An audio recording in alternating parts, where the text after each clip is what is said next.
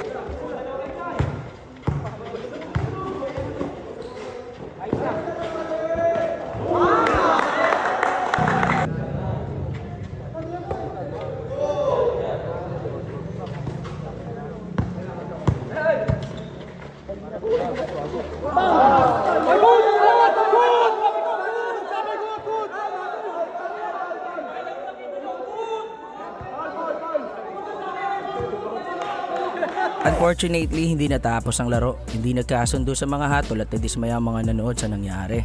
Para sa akin, kung may rules kayong pinagkasundoan before mag-start yung game, much better na masunod kasi sayang yung pagod at effort ng mga manlalaro.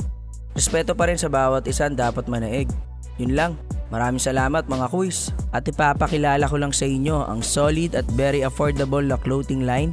Ito ay ang Hydro Clothing. Dito ay makikita nyo ang iba't ibang klase ng design ng mga pamorma at mabibili nyo lang ito sa murang halaga. For more details, message lang kayo sa page ng Hydro Clothing na nasa screen. Paki-like and follow na rin po yung mismong page nila. Maraming salamat po mga quiz.